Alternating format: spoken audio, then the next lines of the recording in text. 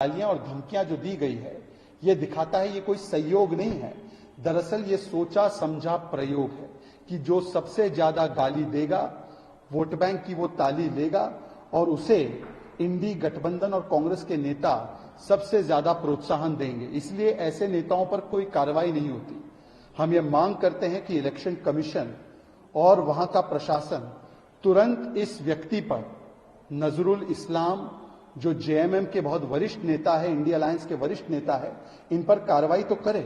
परंतु मैं इस मंच से पूछना चाहता हूं, पहले राहुल गांधी जी शक्ति का अपमान करते हैं, कहते हैं हम शक्ति के खिलाफ लड़ रहे हैं, ये शिवाजी पार्क मैदान में कहते हैं। उसके बाद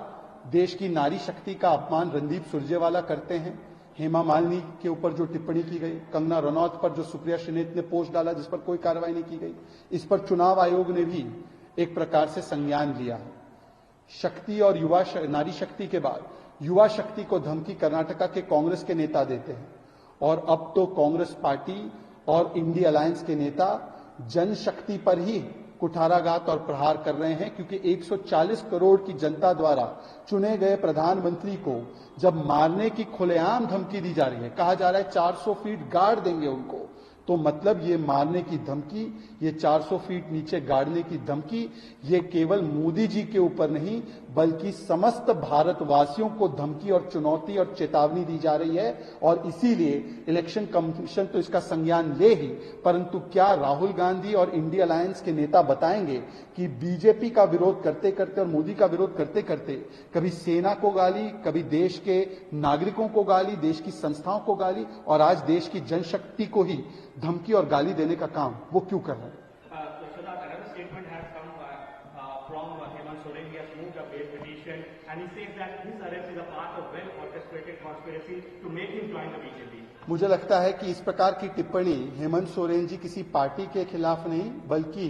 न्याय प्रणाली के खिलाफ करते हैं। न्याय प्रणाली और कोर्ट ने उनको राहत नहीं दी है, परंतु ये वो जमात है जब कोर्ट से राहत मिलती है किसी मामले में तो लोकतंत्र बहाल हो जाता है, जब कोर्ट राहत ना दे तो लोकतंत्र खतरे में आ जाता है। ये टिप्पणी दरअसल कोर्ट की मर्यादा, कोर्ट के निष्पक्षता पर सवाल खड़े करने वाला सवाल है। परंतु इन पूरे जमात का, इस इंडी जमात का चरित्र है, लालू जी 5 बार कन्विक्ट हो तो कोर्ट पे सवाल, केजरीवाल जी को बेल ना मिले, राहत ना मिले तो कोर्ट पर सवाल, क्योंकि भ्रष्टाचार बचाना है। इसलिए संवैधानिक पदों पर बैठे हुए व्यक्तियों को और संवैधानिक संस्थाओं को प्रतिदिन गरियाना है, यही इनका फसाना है। इंडी अलायंस इनका नाम है, परंतु ये